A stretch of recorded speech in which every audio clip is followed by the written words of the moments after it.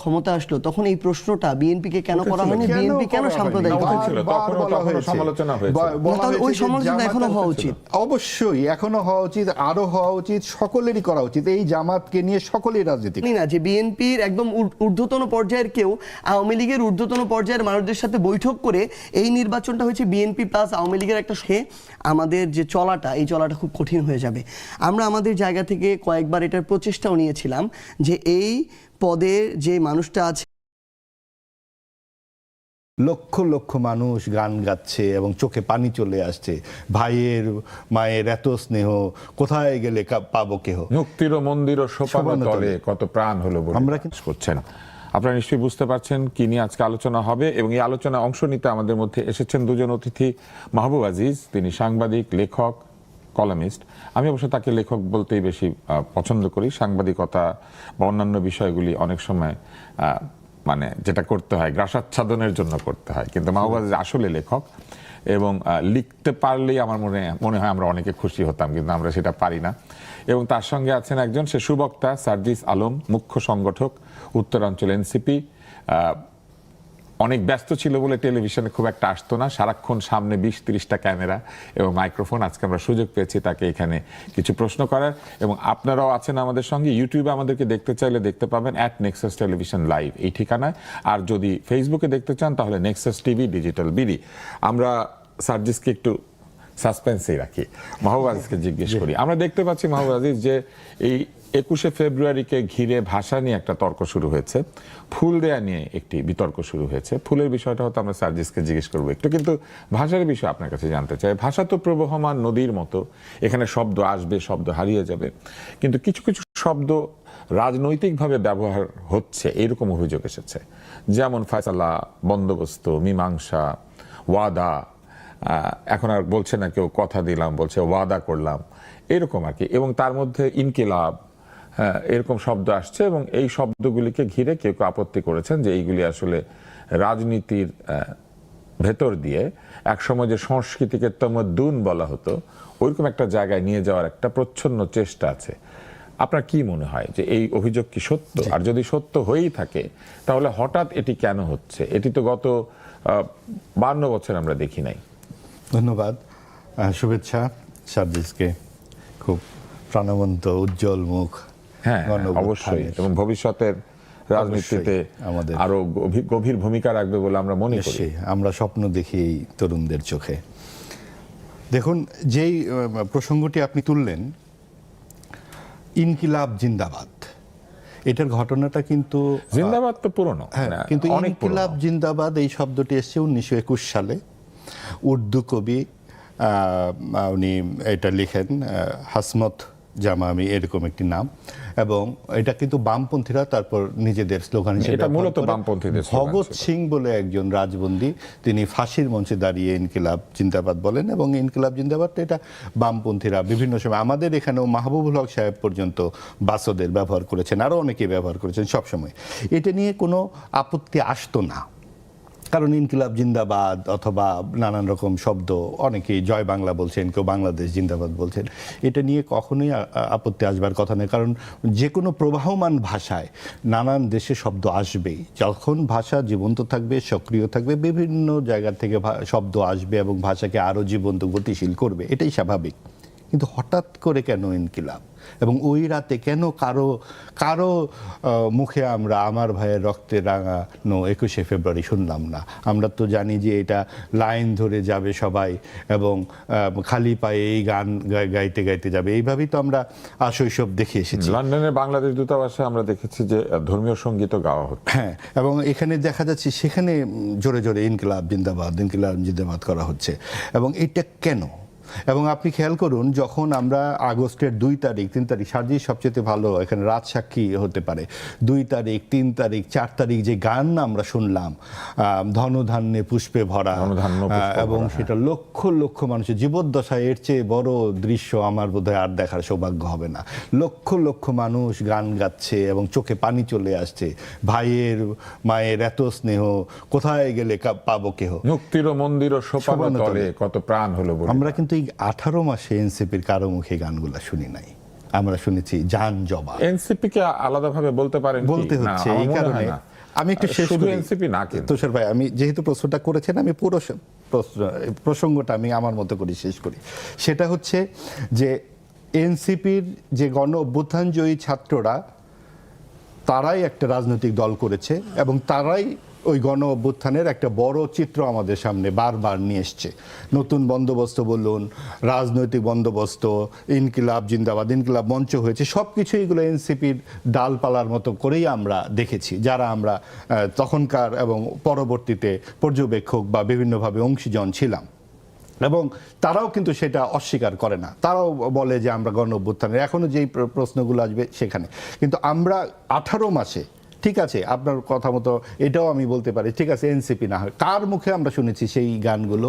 কার মুখে আমরা শুনেছি? যে তরুণদের মুখে শুনেছি, বয়োজ্যেষ্ঠ যারা ছিলেন গত 18 মাসে শুনি নাই। 18 মাসে শুনি নাই, কিন্তু আমি নিজেও কিন্তু এই গান গেয়েছি। এই 18 মাসে তখন আপনি গান গাওয়ার কোনো মঞ্চ পাই নাই। আমরা মঞ্চ পেয়েছি ইনকিলাব জিন্দাবাদ, মঞ্চ পেয়েছি জবান, জান জবান, তারপরে কি আজাদি, এই সব শব্দ আমরা শুনেছি। এই শব্দগুলো এবং এইভাবে কিন্তু কোরাসে এতখানি এগিয়ে এসে বলার প্রত্যয়টা কিন্তু আমরা 24-এর ওই জুলাই আগস্টে দেখিনি। আমি ওই পার্থক্যটার কথা বলছি। এবং তখন মনে হচ্ছিল এটা ভারতীয় আধিপত্যবাদের বিরুদ্ধে এক ধরনের দাঁড়িয়ে যাওয়া, যে জয় বাংলা স্লোগানটাকে বাদ দিতে হবে বা বাংলাদেশ জিন্দাবাদটাকে বাদ দিতে হবে। আপনি যখন কোনো কিছু একটা জোর করে চাপিয়ে দিবেন, তখন কিন্তু আসলে সন্দেহটা জাগে।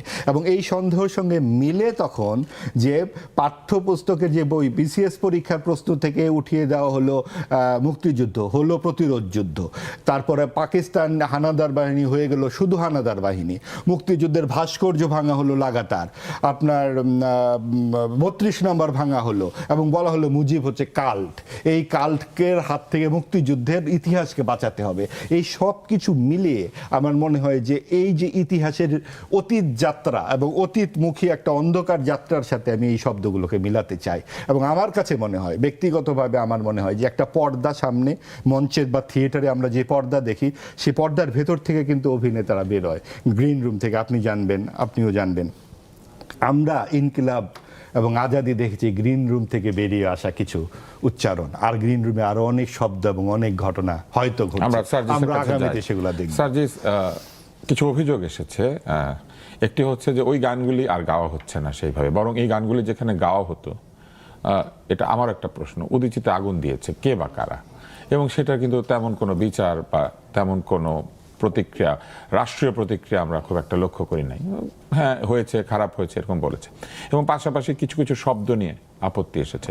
কিন্তু ওই সময় কিন্তু আমরা দেখেছি গ্রাফিটিতে শুধু বাংলা, আমরা ওই সময় গানগুলিতে দেখেছি শুধু বাংলা, এবং ধনধান্য তো সবাই গিয়েছে, মুক্তির মন্দির ও সোপানো তলে গিয়েছে, তারপরে কথা ক গিয়েছে, অনেকগুলি র্যাপ গান সেখানে হয়েছে, শোনো মহাজন গান হয়েছে, সেইখানে তো এই ধরনের শব্দ ছিল না। হঠাৎ এই শব্দগুলি আসলো কেন, বা এটা আসার পেছনে কি আসলে রাজনীতি আছে, নাকি এইটাই নতুন বাংলা, মানে বাংলা ভাষার নতুন যাত্রা? অসংখ্য ধন্যবাদ ভাই। আসলে প্রথমত হচ্ছে ভাষা এমন একটা জিনিস, ভাই যেটা বললেন এখানে আমি অনেকাংশে একাত্মতা ঘোষণা করতে চাই। আপনি বলেছেন ভাষা আসলে এটা তো কাউকে চাপিয়ে দেওয়া যায় না, বা চাপিয়ে দিলেও কেউ গ্রহণ করবে এটার নিশ্চয়তা কখনোই থাকে না। এটা তো একদম অন্তরে একটা নিয়ে নেওয়ার বিষয় এবং সেখান থেকে আসার বিষয় আসলে। আবার আরেকটা জিনিস হচ্ছে যে কেউ যদি কোনো একটা ভাষা বলতে বাধা দেয়, তার মানে যে ওই বাধাটা দিয়ে ভাষাটাকে আটকানো যায়, এটাও কোনোদিন সম্ভব না, বরং এটা মানুষের গ্রহণ করে নেওয়ার বিষয়। আমরা এই জুলাই অভ্যুত্থানের সময় আমি আমার জায়গা থেকে মনে হয় সবচেয়ে বেশি যে গানটা গেয়েছি সেটা হচ্ছে মুক্তির মন্দির ও সোপানো তলে। তো এবং এখনও সর্বশেষ 1 মাসেও আমার ফেসবুকের টাইম লাইনে গেলে দেখা যাবে, পেজে বা আইডিতে অবশ্যই এই গান ব্যাকগ্রাউন্ডে দিয়ে আমাদের ওই জুলাইয়ের স্মৃতিচারণগুলো আছে। আমি সর্বশেষ যখন নির্বাচনের কয়েকদিন আগে আমার জুলাইয়ের স্মৃতিচারণমূলক একটা ভিডিও দেখছিলাম এবং ভিডিও তৈরি করা হচ্ছিল, আমি ওইটার পিছনেও বলেছিলাম যে যেন এই গানটাই ব্যবহার করা হয়। কারণ এই যে বিষয়গুলো, যেগুলো আমাদের এই পথ চলার সবচেয়ে গুরুত্বপূর্ণ বিষয় হিসেবে ছিল, কেউ চাইলেও তার জায়গা থেকে নতুন কিছু একটা এনে এগুলোকে মুছে ফেলতে পারবে না। আবার এই যে ইনকিলাব জিন্দাবাদ, এটা কিন্তু এমন না যে এটা অভ্যুত্থানের পরে নতুন করে আসা শব্দ, বরং ইনকিলাব জিন্দাবাদ, গোলামি না আজাদি, আপোষ না সংগ্রাম, দালালি না রাজপথ, এই প্রত্যেকটা স্লোগান কিন্তু আমরা সেই জুলাইয়ের 1 তারিখ থেকে দিয়েই আমরা 5ই অগস্ট পর্যন্ত আমাদের জায়গায় এসেছি।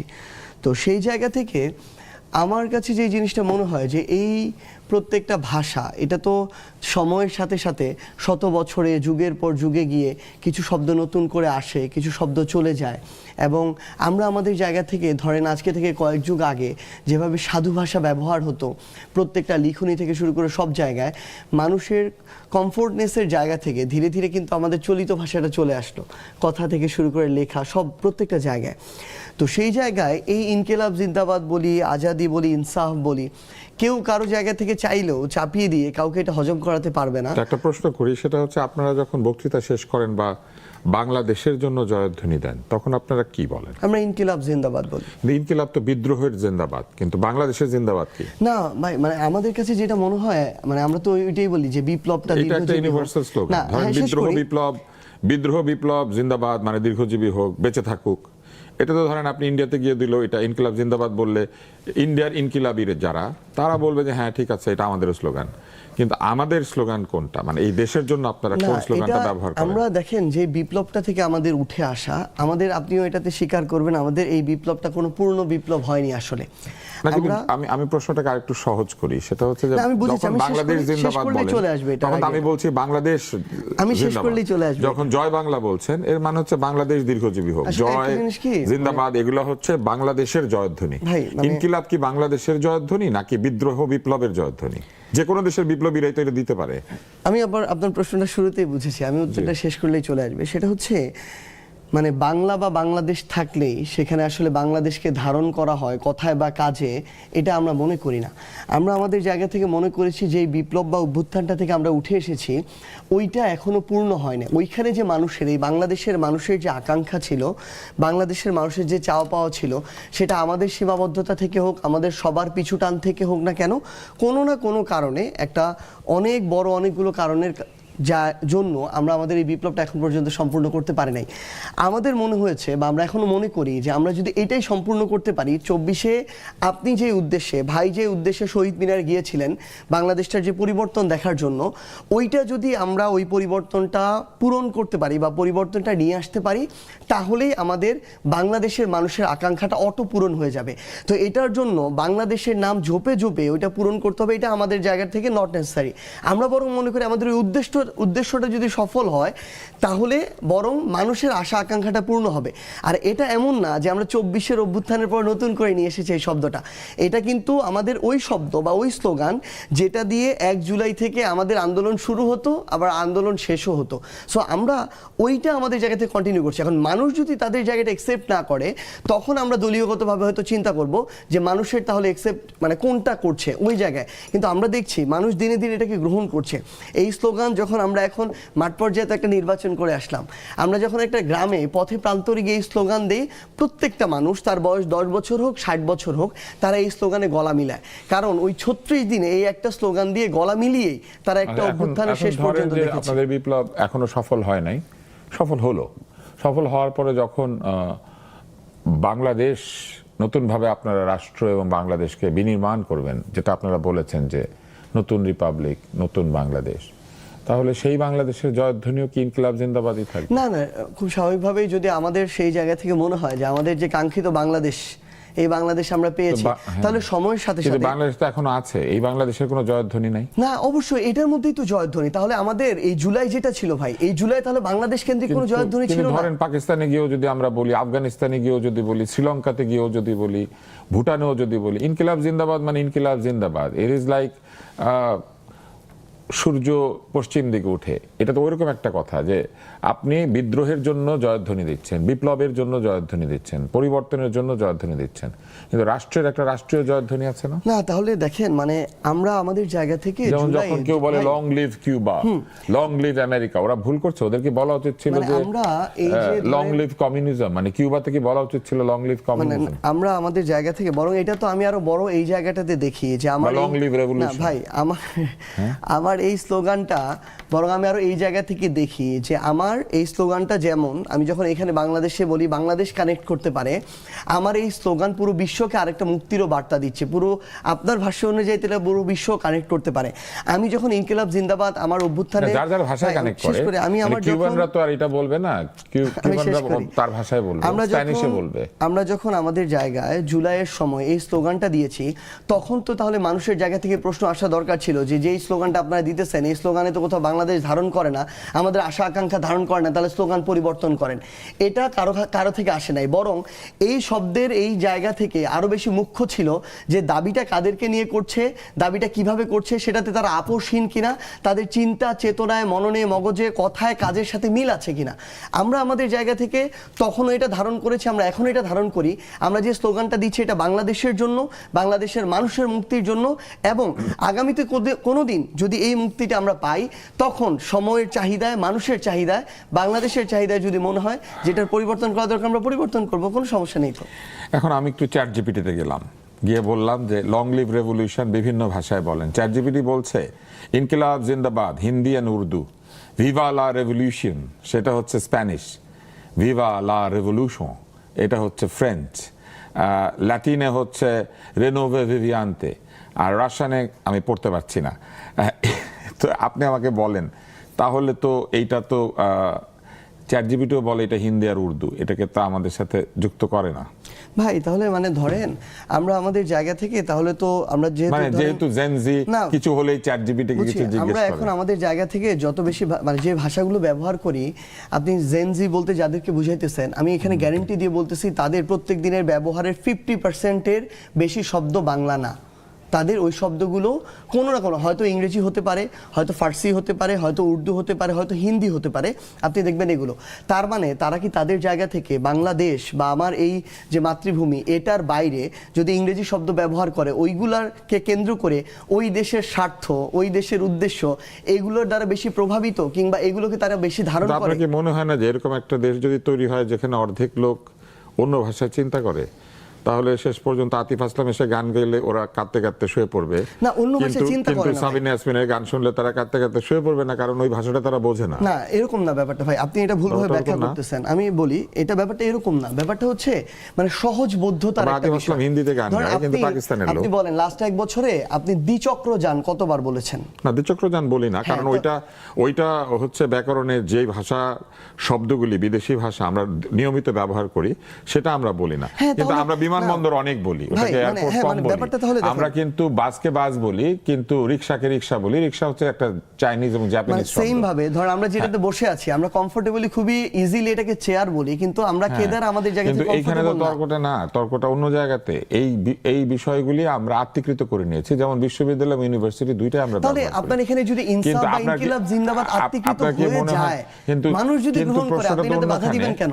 যে প্রশ্নটা হচ্ছে সেটা হচ্ছে যে যখন আমরা 21শে ফেব্রুয়ারিতে বাংলা ভাষার জন্য প্রাণ দেওয়ার দিবসে গিয়ে বাংলা ভাষা ব্যবহার করছি না ভাই, মানে এটাই হচ্ছে সমস্যা আমাদের চিন্তাগত জায়গায়। একদিন 21শে ফেব্রুয়ারিতে ব্যবহার করে বাংলা ভাষার যে মর্যাদা, এই মর্যাদা তো রক্ষা করার কোনো সুযোগ নাই। 364 দিনও ব্যবহার করছেন না, তাহলে ওইভাবে কারণ আপনি বলছেন জেনজি অর্ধেক বাংলা ব্যবহার করে না, তাহলে আপনি কি মনে করেন না এটা কারো ব্যর্থতা? না, এটা অবশ্যই। তাহলে আপনি আপনার জায়গা থেকে যদি মনে করেন তাহলে বাংলাদেশে আমি তাহলে আহ্বান করব এখান থেকে যে বিএনপি তাদের জায়গা থেকে পদক্ষেপ গ্রহণ করুক, যে তারা অন্তত এই বাংলাদেশে যারা সরকারি কর্মকর্তা কর্মচারী আছে তাদের সবাইকে বাংলা মাস দেখে ওই অনুযায়ী তারা বেতন ভাতা দিবে।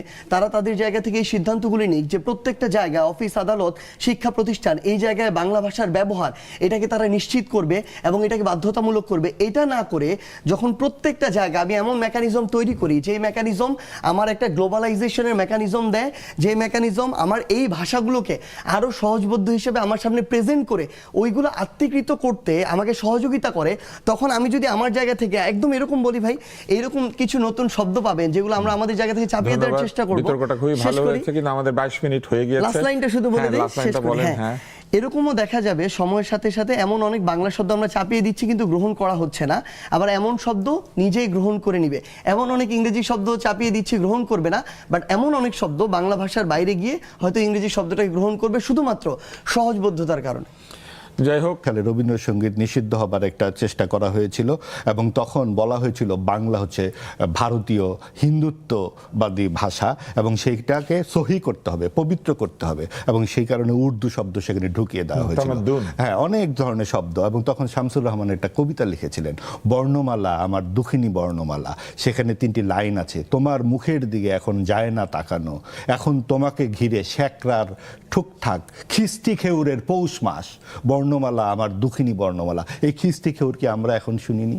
গত 18 মাস আমরা শুনিনি। এই খিস্তি খেউরগুলো এখানে আমি উচ্চারণ করতে চাচ্ছি না। যে শব্দগুলো মঞ্চে বলা হয়েছে, তারা বলা হয়েছে এটা হলো স্বৈরাচারের বিরুদ্ধে এই সব উচ্চারণ। স্বৈরাচারকে কি আমরা আহ্লাদ করে কথা বলবো? তাহলে এই যে শব্দগুলো, স্বৈরাচারকে যখন এই গালিগুলো দেওয়া হলো, সেটা কিন্তু জুলাই আগস্টে দিতে হয়নি। তখন কণ্ঠে গান ছিল, তখন কে নারী কে পুরুষ সেই প্রশ্ন উঠেনি। এই নারী পুরুষের বিভাজনটা শুরু হলো কিন্তু তারপরে এসে এই এনসিপি থেকে নারীরা দলে দলে পদত্যাগ করলেন, তারা চলে গেল জামায়াতের সাথে। এবং এই যে রাজনৈতিক একটা যোগসাজশের সাথে ভাষার সম্পর্ক আছে। এবং আমরা বুঝতে পারি না যে এত প্রাণবন্ত তরুণদের দল কি করে একটা সাম্প্রদায়িক দলের সঙ্গে বিলীন হয়ে যায়। আজকে যদি তাদের তারা বলেছে তারা সাম্প্রদায়িক না, তারা প্রগতিশীল মধ্যপন্থী। আচ্ছা, তারা তাহলে মানে আমি একটু শেষ করি বিষয়টা। অবশ্যই। হ্যাঁ, মানে যখন এই জামাতি বিএনপি একসাথে জোট করে 2বার ক্ষমতা আসলো, তখন এই প্রশ্নটা বিএনপি কে কেন করা হয়নি, বিএনপি কেন সাম্প্রদায়িক ছিল? তখন সমালোচনা হয়েছে। তাহলে ওই সমালোচনা এখনো হওয়া উচিত। অবশ্যই এখনো হওয়া উচিত, আরো হওয়া উচিত, সকলেরই করা উচিত। এই জামাতকে নিয়ে সকলেই রাজনীতি করেছে, এটা তো কেউ অস্বীকার করছে না। জামাতের যে প্রথমবার যখন তারা সরকারে গেলেন, এই মন্ত্রিত্ব তো বিএনপির কাঁধে চড়েই গিয়েছে এবং জামাত যখন যার কাঁধে চড়া দরকার কাঁধটা খুঁজে নিতে পারে এবং সেই কাঁধে এইবার এনসিপি কে তারা খুঁজে নিয়েছে। এনসিপির মতো একটা চমৎকার তারুণ্যদীপ্ত শক্তিকে তারা নিয়েছে, কারণ হচ্ছে 71-এর এই যে বিতর্কিত ভূমিকা তারা ফিল্টার করে নিতে চেয়েছে। এবং এনসিপিকে তারা যদি পকেটে নিয়ে নিতে পারে, তাহলে তাদের এই 71-এর যে বিতর্কিত ভূমিকাটা মানুষ ভুলে যাবে। এবং এই যে এখন বলছেন জামাত হচ্ছে সিগারেট, এনসিপি হচ্ছে ফিল্টার, ব্যাপারটা ফিল্টার্ড আর কি। এটা এই বিষয়টা হচ্ছে যে আমাদের সামনে যে একটা বড় রকমের রাজনৈতিক বিভাজন আমরা দেখতে পাচ্ছি, যে আওয়ামী লীগের যে অনুপস্থিতি, বিভিন্ন সঙ্গত তাদের কৃতকর্মের ফলে এটা কোনো সমস্যা নাই, এটা আরেকটা বিতর্ক। কিন্তু এখানে অনেক জোর করা হয়েছে। অন্তর্বর্তীকালীন সরকার যখন বিএনপি, জামাত, এনসিপি 3টি দলকে নিয়ে নিউ ইয়র্কে চলে যায়, এবং তখন কিন্তু এনসিপির দুজন ব্যক্তি, আক্তার হোসেন গিয়েছিল নিউ ইয়র্কে। জাতিসংঘের ইয়েতে গেছে এবং তাসনিম যারা তখন এনসিপির ছিল, এবং তখন কোন বিবেচনায়, যার বয়স 1 বছর হয়নি। আপনি দেখুন, আমার লাস্ট বাক্যটা হচ্ছে এই সব কিছু মিললে আমরা একটা জিনিস খুঁজে পাই, সেটা হচ্ছে ওই 60 দশকের খিস্তি খেউরের পৌষ মাস, এবং সেই কারণে ইনকিলাব প্রয়োজন হয়েছে। না, ইনকিলাব তো খিস্তি না, ইনকিলাব তো এইটা প্রয়োজন হয়েছে। আপনার কাছে আসি, এই সমালোচনাটা আরো একটু শক্তিশালী হয়েছে যখন ছায়ানটেও আগুন দেওয়া হয়েছে, যে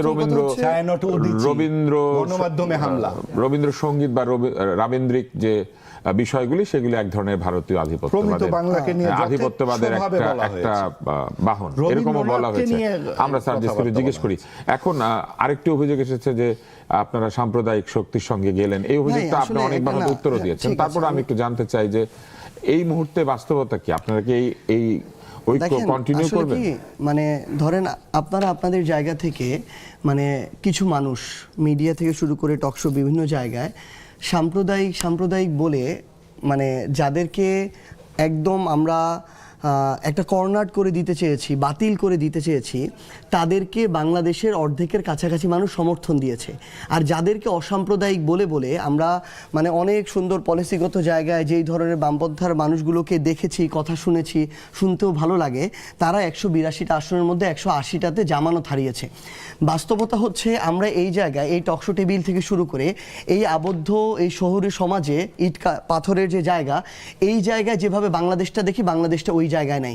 বাংলাদেশের কোটি কোটি মানুষ তার জায়গায় যদি কাউকে গ্রহণ করে নেয়, আমি এই জায়গা থেকে যতই চিল্লাফাল্লা করি না কেন, বাংলাদেশের মানুষের মন থেকে তাকে আমি তুলে দিতে পারবো না। আমরা যখন এখন বিএনপিকে নিয়ে আমরা এই কথাটা কেন বলি না, তাহলে আমার এনসিপিকে এটা বলার আগে, এই এনসিপি ফিল্টার করেছে এটা বলার আগে এই জিনিসটা তো বিএনপিকে বলা দরকার যে তারা তাদের জায়গা থেকে ফিল্টারটা কেন করেছিল। এই অভ্যুত্থানে যখন তারা তাদের জায়গায় সক্রিয়ভাবে অংশগ্রহণ করলো, তখন তো আমাদের বলা দরকার ছিল যে তোমরা তো জামায়াত শিবির, তোমরা তো সাম্প্রদায়িক একটা রাজনৈতিক দল, তোমরা কেন অভ্যুত্থানে অংশগ্রহণ করবা, তোমরা চলে যাও। যখন বিগত 16 বছর ধরে তাদেরকে গুম খুন বিচার বহির্ভূত হত্যাকাণ্ড সবকিছু করা হলো, তখন আমরা আমাদের জায়গা থেকে এইটুকু তো বলতে পারতাম যে জামাত শিবির নামে যে একটা হত্যাযজ্ঞ করে গড়ে তোলা হচ্ছে, এটা তো করা উচিত না, অন্তত তারা তো মানুষ, এটা তো বন্ধ করা দরকার। ওই সময় আমরা আমাদের মুখটা বন্ধ রেখে আমরা ওই সময় আওয়ামী লীগের বিরুদ্ধে এগুলো নিয়ে কথা বলতে পারি নাই। আওয়ামী লীগ তাদের জায়গায় এই অপকর্মগুলো যখন করা শুরু করলো, আমার সিভিল সোসাইটি, আমার এই টকশো সমাজ থেকে শুরু করে আমার প্রত্যেকটা জায়গায় এডুকেটেড যারা সোসাইটি ছিল সবাই যখন ব্যর্থ হলো, এক একজন এক একভাবে তোষামদি করা শুরু করলো, ঠিক তখন বাংলাদেশের সাধারণ মানুষ নামলো, রিক্সা চালক নামলো, গার্মেন্টস কর্মী নামলো, শিক্ষার্থীরা নামলো। এগুলো নেমে একসাথে মিলে যখন একটা স্বৈরাচারের পতন ঘটালো, ওই পতন ঘটানোর সময় যে শব্দগুলো দিয়ে স্লোগান দেওয়া হয়েছে, সেদিন যদি সেগুলো শব্দ সমস্যা না হয়, তাহলে আমরা মনে করি আজকে সেগুলো নিয়ে নতুন করে সমস্যা তৈরি করা, আরেকটা ইস্যু ক্রিয়েট করার চেষ্টা করা হচ্ছে।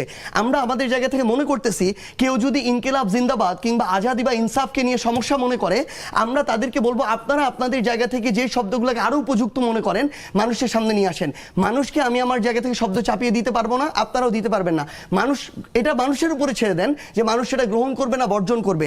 আমরা এনসিপি আমাদের জায়গা থেকে মনে হয়েছে যে আমরা 54 বছরে ওই অতীত ইতিহাস ঘষা মাজা করে মানুষ এগুলো এখন আর খায় না। মানুষ দেখে কে তার উপরে চাঁদাবাজি করে, মানুষ দেখে কে তার উপরে হত্যাযজ্ঞ করে তুলতেছে, খুন করতেছে, হুমকি দিতেছে, মিথ্যা মামলা দিতেছে। মানুষ দেখতেছে ওই লেগুনার একজন ড্রাইভার যখন চাঁদা দিতে চায় না, কোন দলের নেতাকর্মী এসে তাকে খুন করতেছে। মানুষ দেখতেছে যে বিগত 1.5 বছরে ক্ষমতায় না এসেও কারা তাদের জায়গায় শুধুমাত্র দলীয় কামড়াকামড়িতে 200 জন মানুষ নিজেদের নেতাকর্মীকে হত্যা করছে। সো মানুষ এখন কাজের দিকে দেখে, বর্তমানের দিকে দেখে, ভবিষ্যতে কার দ্বারা মানুষ ভালো থাকবে এটা দেখে। আমরা যদি শেষ করি শুধু মাঝখানে করে রাখি, শুধু কারণ আমাদের এই লাইনটা হাতে বলি, সমস্যা, আপনি লাইনটা বলবেন, কারণ আমি নিজেই ভুলে যাব। আপনি খুবই জোরালো বক্তা। সেটা হচ্ছে যে আপনি যেমন বললেন যে জামাতকে এবং এই শব্দকে অনেকগুলি লোক ভোট দিয়েছে, তো মানুষ তো আবার যাদেরকে আপনি চাঁদাবাজ বলছেন, যাদেরকে আপনি বলছেন তারা 200 লোক নিজেদের হত্যা করেছে, তাদেরকে তো আরো বেশি ভোট দিয়ে দিয়েছে। তাহলে কোনটা আমরা গ্রহণ করব? না, তাহলে এটাই মানে আপনি আপনার জায়গা থেকে ধরেন বাংলাদেশের একসাথে যেমন 40% মানুষকে বাদ দিতে পারবেন না, আবার আরেক সাথে 50% মানুষকে বাদ দিতে পারবেন না। আমরা যেমন আজকে থেকে কিছুদিন আগে বলতাম ওরা নিজেরা 4টা আসনও পায় নাই, তারা যখন তাদের জায়গা থেকে এত কিছু প্রভাবক কাজ করার পরও 67-68টা আসন পায়, এটাকেও আমরা আবার বাতিল করে দিতে পারবো না। আমরা আমাদের জায়গা থেকে ওই জিনিসটাই বলতেছি, এটা মানুষের উপরে ছেড়ে দিতে হবে। মানুষ তার জায়গা থেকে সিদ্ধান্ত নেবে কোনটা হবে কোনটা হবে না। আপনি আপনার জায়গা থেকে যখন বলেন যে বিএনপি 212টা আসন পেয়েছে, এত % ভোট পেয়েছে, তাহলে এবার শহীদ মিনারে কেন আমার ভাইয়ের রক্তে রাঙানো এটা বাজে নাই, আপনি কেন শুনেন নাই, এই দায়িত্ব তাহলে আমার বিএনপিকে দিতে হবে। এটা সরকার হিসেবে, হ্যাঁ এটাই সরকার, না এটাই সরকার হিসেবে তাদের ব্যর্থতা যে তারা এটা বাজাইতে পারে না। আমার কানে এটা এসেছে, আমি জানি না আপনার কানে কেন যায় নাই। তাহলে আপনার তারেক রহমানকে জিজ্ঞাসা করতে হবে যে আপনি তো কখনো দেখেন নাই যে সরকার দল, প্রগতিশীল দল, মধ্যম পন্থার দল কেউ গিয়ে শহীদ মিনারের মোনাজাত ধরেছে, কখনো দেখেন নাই। তারেক রহমান কেন ধরেছে এটা তাহলে তারেক রহমানকে জিজ্ঞাসা করতে হবে। কারণ তারেক রহমান এখন বুঝতে পারছে এই বাংলাদেশে আপনি যদি ওই প্রো ইসলামিক সেন্টিমেন্টটা ধরতে না পারেন, আপনি ডানপন্থার না হন, আপনি সেন্টার রাইট না হন, আপনি মধ্যম পন্থার হয়ে ওই সেন্টিমেন্টটাকে যদি মিনিমাম অনার না করেন, আপনি বাংলাদেশের রাজনীতির আর প্রাসঙ্গিক থাকবেন না। এই কারণে এই একই কথাকে জামাতও ধরতে পেরেছে যে তাদেরকে আবার শহীদ মিনারকে মানতে হবে, এটা যে না জায়েজ না হইতে পারে, এটাই হইতে পারে, তারাও তাদের জায়গা থেকে হয়তো খাপ খাওয়াচ্ছে। না হলে জামায়াত তো এর আগে কখনো শহীদ মিনারে ফুল দিতে যায় নাই, এবার তাদের ফুল দিতে গিয়েছে। আবার আপনি দেখবেন জামায়াত এর আগে তাদের জায়গা থেকে এই পক্ষ ওই পক্ষের সেন্টিমেন্ট দেখছে আর ওই পক্ষ এই পক্ষের না, ওই সেন্টিমেন্ট সবাই দেখছে। কিছুটা মাঝামাঝি আসার চেষ্টা করছে। মানে জামাতকে আপনি যে ডানপন্থার সাম্প্রদায়িক দল বলবেন, আমি এখন ওই জায়গাটাতে দেখছি না, বরং জামাত আপনি দেখবেন ধীরে ধীরে সেন্টার রাইটে আসার চেষ্টা করছে। আবার এই জায়গায় বিএনপির আপনি দেখবেন একটা অংশ তাদের জায়গায় জমিয়তে উলামার মতো সংগঠনগুলোকে তাদের জোটে নেয়। আপনি দেখবেন হেফাজতকে তাদের পক্ষ দিয়ে বয়ান দেয়। আবার আপনি দেখবেন তারা তাদের জায়গায় বামপন্থার রাজনৈতিক দলগুলোকেও তাদের এখানে এসে প্রতিমন্ত্রী বানায়। তার মানে তারাও তাদের জায়গা থেকে ওইটুকু বুঝতে পারছে যে আমি যদি এখন ওই প্রো ইসলামিক সেন্টিমেন্টার অন্তত সম্মান না জানাই, আমি এই বাংলাদেশের রাজনীতিতে এবার টিকে গিয়েছে, আগামীতে প্রাসঙ্গিক থাকবো না। তো আমি আমার জায়গা থেকে শুধু এইটুকু বলতে পারি যে আমরা এখন কোনো একটা কিছু ন্যারেটিভ, সেটা 20, 30, 50 বছর আগে যদি ওইটা এখন চাপায় দিতে চাই, চাপায় দেওয়া সম্ভব না। আমাদেরকে আমাদেরটা বলতে হবে, আরেকজন আরেকজনেরটা অ্যাপ্রোচ করবে, কিন্তু দিন শেষে মানুষ ঠিক করবে মানুষ কোনটা গ্রহণ করবে কোনটা করবে না। আমি এইটুকু আজকে এখানে বলে গেলাম, আগামীর বাংলাদেশে আমরা যেই ন্যারেটিভগুলো আজকে থেকে 10-20 বছর আগে দিয়ে মানুষকে খাইয়ে হজম করাতে পেরেছি, আগামীতে এটা কোনোভাবেই সম্ভব না, বরং মানুষ তাদের জায়গায় তখন গিয়ে আরেকটা পরিবর্তন হয়ে যায়, ময়মনসিংহে গিয়ে আরেকটা হয়।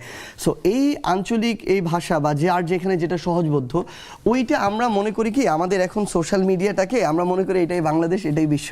আমার টাইমলাইন মনে করেন 20 জন মানুষ এটা নিয়ে একটু শুরু করে দিচ্ছে কামড়ি, আমরা মনে করি এটাই মনে হয় পুরো বাংলাদেশে চলছে, কিন্তু অধিকাংশ মানুষের কাছে এগুলো তো ইম্পর্টেন্ট না, বরং মানুষের কাছে যে যেটা যার কাছে সহজবোধ্য, যেটা দিয়ে আবেগ অনুভূতি এগুলো বহিঃপ্রকাশ করা যায়, তারা তাদের জায়গায় আমার মনে হয় সহজভাবে ওইটাকে একসেপ্ট করে। এবার আমরা একটু অন্য প্রসঙ্গে যাই। হ্যাঁ প্লিজ। আমরা অনেকক্ষণ থেকে চেষ্টা করছিলাম, আমাদের মহামান্য রাষ্ট্রপতিকে সাক্ষাৎকার দিয়েছেন, তিনি একটি পত্রিকাতে বলেছেন কিছু কিছু বিষয়ে তিনি বেশ উষ্মা প্রকাশ করেছেন। তার মধ্যে একটি হচ্ছে তিনি বলেছেন যে তাকে বিগত অন্তর্বর্তী সরকার পদে পদে অসম্মান করেছে এবং তিনি কিছু অসম্মানের উদাহরণ দিয়েছেন।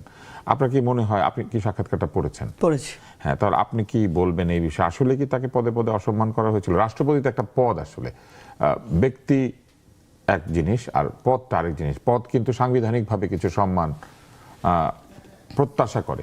যখন অধ্যাদেশ জারি করাতে হয়েছে, আদেশ জারি করাতে হয়েছে, তাকে কিন্তু দিয়ে আদেশ জারি করানো হয়েছে, কিন্তু তখন তার এই সাংবিধানিক পদকে সম্মান করা হয়েছে। কিন্তু যখন তাকে অসম্মান করা হচ্ছে তখন সেই সাংবিধানিক পদটাকে সেইভাবে সম্মান করা হয় না। আপনি কি বলতে পারেন যে এই অভিযোগটাকে আসলেই সত্য, বা এটা সত্য তো অবশ্যই উনি বলেছেন, কিন্তু এইটা কি আপনারা কিভাবে দেখেছেন দলীয়ভাবে? না, এই পুরো সাক্ষাৎকারটা পড়ে আসলে আমার কাছে অন্য একটা জিনিস বেশি গুরুত্বপূর্ণ মনে হয়েছে। এটা খুবই একটা মাইনর জিনিস যেটা নিয়ে কথা হচ্ছে, কিন্তু আরেকটা গুরুত্বপূর্ণ জিনিস যেটা, যে এই জুলাই অভ্যুত্থানের পরে আমাদের জায়গা থেকে যখন মনে হয়েছিল যে আমরা যদি বাংলাদেশের যে কাঠামোগত সংস্কার পরিবর্তন এই জায়গাগুলো নিয়ে কাজ করতে চাই সবার আগে, তাহলে এই বাংলাদেশের এই রাষ্ট্রীয় গুরুত্বপূর্ণ সাংবিধানিক পদটাতে যে মানুষটা বসে আছে সেও তো শেখ হাসিনার রেখে যাওয়া আরেকটা অংশ। এই অংশটাকে রেখে আমরা আমাদের এই সংস্কারের এই যে পথ, এই যে পরিবর্তনের পথ, এই পথে আমাদের যে চলাটা, এই চলাটা খুব কঠিন হয়ে যাবে। আমরা আমাদের জায়গা থেকে কয়েকবার এটার প্রচেষ্টাও নিয়েছিলাম যে এই পদে যে মানুষটা আছে সেই মানুষটাকে আমাদের এখান থেকে অবশ্যই সরাতে হবে, এবং এটার আমাদের এই সংস্কারটা প্রয়োজন, এই কাঠামোটাকে ঠিক করে আমাদের বাংলাদেশটা সামনের দিকে এগিয়ে নেওয়ার জন্য যে স্টেপটা নেওয়া দরকার সেটা নেওয়া প্রয়োজন। সেই জায়গায় বিরাজমান যে রাজনৈতিক দলগুলো ছিল যারা অভ্যুত্থানে অংশগ্রহণ করেছিল সামনের সারিতে থেকে, তাদেরকে নিয়ে বসে আপনি ওই সময় মনে করলে চিন্তা করলে মনে করতে পারবেন যে আমরা আমাদের জায়গা থেকে কিংবা প্রত্যেকটি রাজনৈতিক দল, একটা রাজনৈতিক দল আরেকটা রাজনৈতিক দলের সাথে এই বিষয়ে আলাপ আলোচনা হচ্ছিল যে কিভাবে আমরা এই অপসারণটা করতে পারি। কিন্তু আমরা তখন আমাদের জায়গা থেকে দেখেছি যে বিএনপি তাদের জায়গা থেকে প্রত্যক্ষভাবে না বললেও পরোক্ষভাবে তারা চুপচাপ থাকতো, এই বিষয়ে তারা কোনো স্টেপ নিত না। স্টেপ নিতে গেলে পিছন থেকে বিভিন্ন জায়গায় ফোন দিয়ে তারা পিছু টান তৈরি করতো। সেই জায়গায় আমাদের চুপ্পু সাহেব এবার এসে স্পষ্ট করলেন তার জায়গা থেকে যে বিএনপি আসলেই তাকে ওই জায়গায় টিকিয়ে রাখার জন্য সবচেয়ে শতভাগ তাদের জায়গা থেকে নিষ্ঠার পরিচয় দিয়েছে। তারা তো এই কথাটাই বলেছে যে সাংবিধানিক ধারাবাহিকতা এবং সাংবিধানিক পদের যে ধারাবাহিকতা, এটার জন্য তারা সমর্থন দিয়েছে। ব্যক্তি রাষ্ট্রপতিকে না, পদের রাষ্ট্রপতি। তাহলে অভ্যুত্থান কোন সাংবিধানিক ধারাবাহিকতা? এই অন্তর্বর্তীকালীন সরকার কোন সাংবিধানিক ধারাবাহিকতা? এই 26-এর নির্বাচন কোন সাংবিধানিক ধারাবাহিকতা? না, তারেক রহমান জুলাই আদেশ সব তো রাষ্ট্রপতির বরাত দিয়ে ঘোষণা করা। আমার তাহলে প্রশ্ন ওইটাই, তাহলে তারেক রহমান তার জায়গা থেকে এই যে প্রধানমন্ত্রী হলো, এটা কোন সাংবিধানিক ধারাবাহিকতায় হলো? নির্বাচন তো 29 হওয়ার কথা ছিল।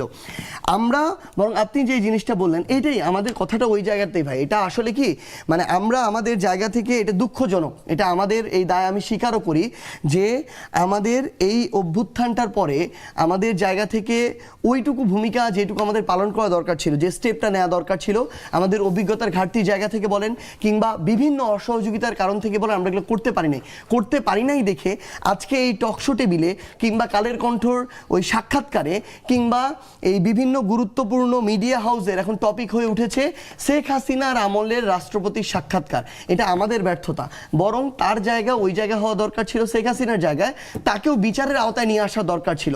কারণ তিনিও ওই রাষ্ট্রপতির পদটাতে বসে, চেয়ারটাতে বসে শেখ হাসিনাকে, স্বৈরাচারী শেখ হাসিনা হতে সহযোগিতা করেছেন। উনি এককভাবে এটা হইতে পারে না, এটা একটা কাঠামো তাকে ওই সাপোর্টটা দিয়েছিল। তো আমরা বরং আমাদের জায়গা থেকে মনে করি এটাই আমাদের দুর্দশা, এটা আমাদের ব্যর্থতা, যে কারণে আজকে আমরা এই টপিকটা নিয়ে কথা বলতেছি।